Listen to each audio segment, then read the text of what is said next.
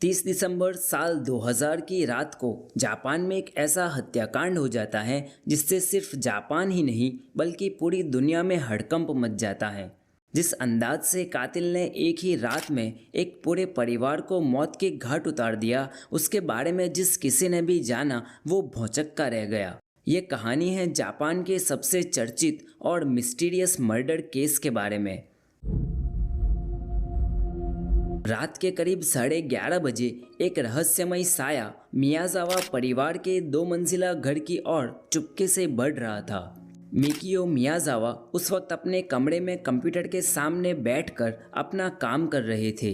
यासुको, मिकियो की बीवी, अपनी 8 साल की बेटी नीना के साथ घर की दूसरी तरफ वरांडे में सो रही थी। 6 साल का बेटा रे दूसरे मंजिले पर अपने कमरे में अकेला सो रहा था। इतने बड़े घर में सिर्फ 4 लोग ही रहते थे। घर भी उनका बाकी बस्ती से थोड़ी दूरी पर था। तभी अचानक दूसरे मंजिले के बाथरूम की खिड़की से वो साया घर में दाखिल हुआ और सीधा 6 साल के बेटे रे के कमरे में घुसा। रे उस वक्त गहरी नींद में सो रहा था।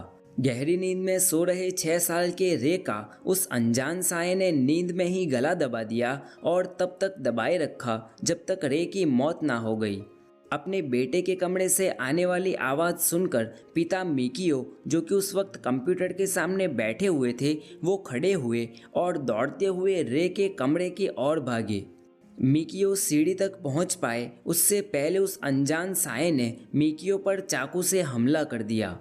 मिकियो कुछ समझ पाए उससे पहले अचानक से हुए हमले से वो नीचे गिर चुके थे। मिकियो ने कातिल के साथ कुछ हाथापाई की, पर ज़्यादा कुछ कर सके उससे पहले चाकू से हुए घाव की वजह से वो अपना होश गंवा चुके थे। बेहोश मिकियो के सर पर अंतिम वार करके कातिल उसे भी मार देता है। बाप और बेटे दोनों की हत्या करने के बाद कातिल अब घर के दूसरे कमरों में झांकने लगता है। घूमते घूमते वो यासुको और नीना तक पहुंच जाता है, जहां दोनों माँ बेटियां अभी तक सोई हुई थी।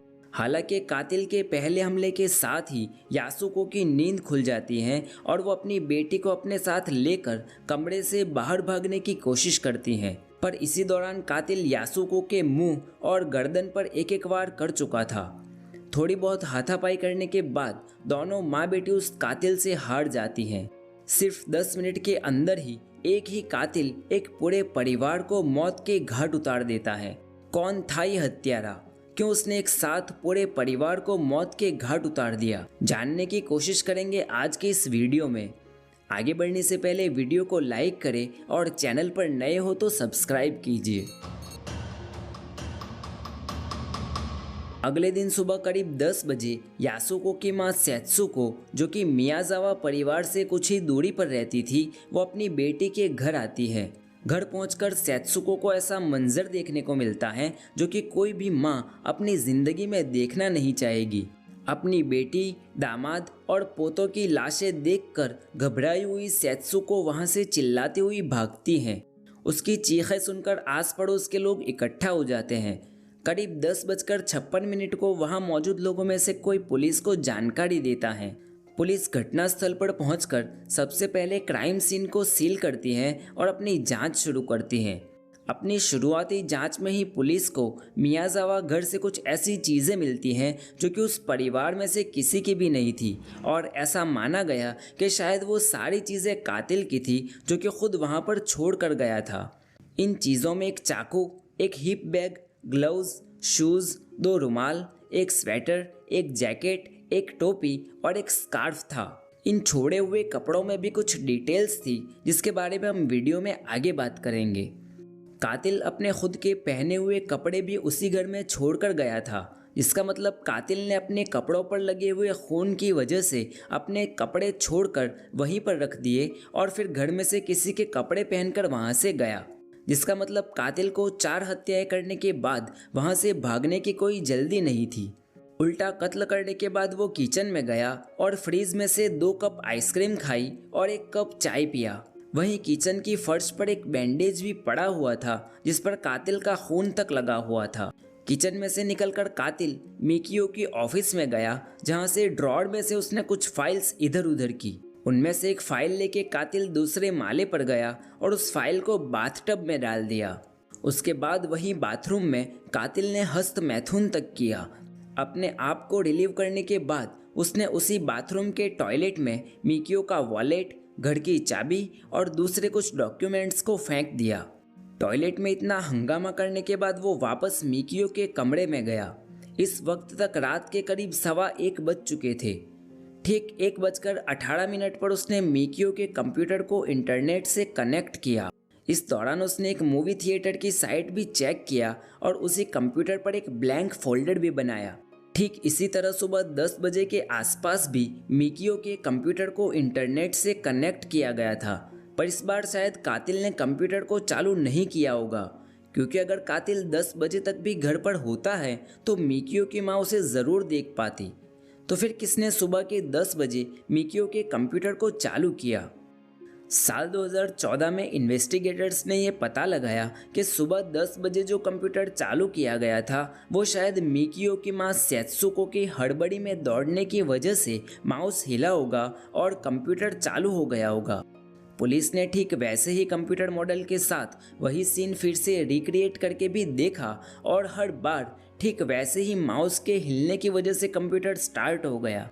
अब कातिल उस घर को छोड़कर कब गया उसके बारे में किसी के भी पास कोई सटीक जानकारी नहीं थी, पर कुछ अंदाज के मुताबिक रात के 1:30 बजे से लेकर सुबह 10 बजे के बीच में कातिल घर छोड़कर गया होगा। कातिल पुलिस के सामने बहुत कुछ सुराग छोड़ के गया था। उसके अपने कपड़े, उसका खून, टॉयलेट में उसकी टट्टी और सीमन, जिनके जरिए पुलिस के लिए कातिल तक पहुंचना आसान था। पर इतनी सारी लीड्स के बावजूद पुलिस कातिल तक पहुंचने में नाकामयाब रही। पुलिस ने अब मियाजावा हाउस को बाहर से देखना शुरू किया। सबको यही लग रहा था कि कातिल दूसरे मंजिले के बाथरूम की खिड़की से घर में दाखिल हुआ था, क्योंकि घर के बाहर एक पेड़ था जो कि सीधा खिड़की तक पहुंचता था। पर उस बाथरूम की खिड़की पर किसी के जबरन घुसने के कोई निशान नहीं थे, ना ही कातिल के कपड़ों में कोई कटे फटे होने के निशान थे। कुछ इन्वेस्टिगेटर्स ने ये दलील पेश की कि कातिल शायद उस खिड़की से आया ही नहीं था, बल्कि घर से भागने के लिए उसने उस खिड़की का इस्तेमाल किया था। पर कातिल क्यों खिड़की से भागेगा जब वो सबकी हत्या करने के बाद आसानी से मेन दरवाजे से निकल सकता था? इस पूरी दलील ने एक और थ्योरी को जन्म दिया, वो ये कि कातिल जो है वो घर के मेन दरवाजे से ही घर में दाखिल हुआ था, क्योंकि कातिल के जूतों के निशान नीचे से ऊपर की ओर जा रहे थे। अगर कातिल दूसरे मंजिले के बाथरूम से घर में घुसा होता तो उसके जूते के निशान ऊपर से नीचे की तरफ मिलने चाहिए थे। इसका मतलब ये कि जो कोई भी कातिल था वो परिवार को जानने वाला था और खुद मिकियो ने ही उसे घर में आने दिया था। पर अगर ऐसा था भी तो जो कहानी मैंने आपको वीडियो की शुरुआत में सुनाई वो गलत साबित हो रही थी। कातिल ने पहले मिकियो को मारा होगा, उसके बाद यासुका और नीना को, और सबसे अंत में रे को मारा होगा। इससे एक और बात क्लियर हो रही है कि कातिल ने 3 लोगों को चाकू से मारा, पर रे को गला दबाकर मारा, क्योंकि मिकियो पर हमला करने से कातिल का चाकू टूट गया था। कातिल ने क्राइम सीन पर इतने सारे सबूत छोड़ रखे थे कि हर किसी को लग रहा था कि कुछ ही समय में पुलिस कातिल तक पहुंच जाएगी। पुलिस ने क्राइम सीन पर मिले हर एक सबूत को इकट्ठा किया और कातिल की डीएनए प्रोफाइल बनाने के लिए लैब में भेज दिया। पर कातिल का डीएनए जापान पुलिस के डेटाबेस में किसी से भी मैच नहीं हो रहा था। हालांकि डीएनए जांच से पुलिस ये पता लगा पाई कि जो कोई भी कातिल था उसका ब्लड ग्रुप ए पॉजिटिव और उसकी उम्र 18 से 35 साल के बीच की होगी, जबकि उसकी हाइट 5 फीट 7 इंच जितनी होगी। साल 2005 में की गई एक स्टडी के मुताबिक कातिल शायद जापानी था ही नहीं, बल्कि कोरिया का रहने वाला था। शायद इसीलिए क्राइम सीन से मिले डीएनए जापानी पुलिस के डेटाबेस में किसी से भी मैच नहीं हो रहे थे। जो कुछ चीज़ें कातिल ने क्राइम सीन पर छोड़ रखी थी वो भी कुछ न कुछ कहानी बता रही थी। जो हिप बैग पुलिस को मिली थी वो जापान में साल 1995 से लेकर 1999 तक बेची जाती थी और सिर्फ कोरिया में ही बनाई जाती थी। जो स्लेजिंजर ब्रांड के शूज़ कातिल ने क्राइम सीन पर छोड़ रखे थे वो मॉडल भी सिर्फ कोरिया में ही बनाया गया था। सबसे ज़्यादा ध्यान खींचने वाली चीज़ थी स्वेटर। वो इसलिए कि स्वेटर की जो ये पैटर्न थी वो इतनी रेयर थी कि कंपनी ने सिर्फ 130 पीस ही बनाए थे इस पैटर्न वाले। उसमें भी सिर्फ 10 स्वेटर ही टोक्यो में बेचे गए थे। बाकी की जो कुछ चीज़ें थी वो तो कॉमन थी। इन सब के अलावा पुलिस को 2 ऐसे लोग मिले जिन्होंने कातिल को देखने का दावा किया। मियाजावा परिवार की हत्या के कुछ दिनों बाद एक महिला ने पुलिस को बताया कि हत्या वाले दिन रात के करीब 11 बजे उसने एक आदमी को मियाजावा घर से निकलते हुए देखा था। हालांकि पुलिस को उस महिला के बताए हुए रास्ते में ना ही कोई खून के निशान और ना ही फुटप्रिंट्स मिले, साथ ही साथ टाइमलाइन भी मैच नहीं हो रही थी। टोबुनिक्कू ट्रेन स्टेशन के एक कर्मचारी ने पुलिस को बताया कि मियाजावा परिवार की हत्या वाले दिन एक बंदे ने रेलवे अस्पताल में अपने घाव के लिए इलाज करवाया था। उसके हाथ का घाव इतना गहरा था कि उसके हाथ की हड्डी तक दिखाई दे रही थी। ये ट्रीटमेंट लेने के बाद वो बंदा कहाँ गया उसका कोई रिकॉर्ड नहीं है। सिर्फ एक जगह एक सीसीटीवी कैमरा में कातिल के साफ दिखाई देने का रिकॉर्ड है, जब एक दुकान से उसने वो चाकू खरीदा जिसका इस्तेमाल उसने मियाजावा परिवार के हत्याकांड में किया। 23 साल बाद आज भी जापान की पुलिस मियाजावा परिवार के कातिल को ढूंढ रही है। इन 23 सालों में करीब 2.5 लाख से ज़्यादा डिटेक्टिव्स इस केस में इन्वॉल्व हो चुके हैं। 12,000 से ज़्यादा लीड्स पर पुलिस काम कर चुकी है। करीब 13 लाख लोगों का डीएनए कातिल के डीएनए से मैच किया जा चुका है। इन सब के बावजूद मियाजावा परिवार का कातिल आज तक पुलिस की गिरफ्त से अपने आप को बचाए रखा है, मानो जैसे कत्ल करने के बाद वो इस दुनिया से हमेशा के लिए गायब ही हो गया। पिछले करीब 2 महीनों से मैं इस वीडियो पर काम कर रहा हूँ, पर मुझे समझ ही नहीं आ रहा कि इस वीडियो को कैसे ख़त्म करूँ। हर बार बस ये सोचकर उदास हो जाता हूँ कि कैसे एक पूरा का पूरा हंसता खेलता परिवार कुछ ही मिनटों में ख़त्म हो जाता है। कातिल के पास क्या कारण रहा होगा इन छोटे छोटे बच्चों को मारने का, और गुनहगार को पकड़ना तो ठीक, पुलिस उसकी पहचान तक नहीं कर पाती। क्या सच में कर्मा नाम की कोई चीज़ होती भी है? क्या कातिल कभी अपने इस अपराध के बदले में ढंग की सज़ा पाएगा? किसे पता।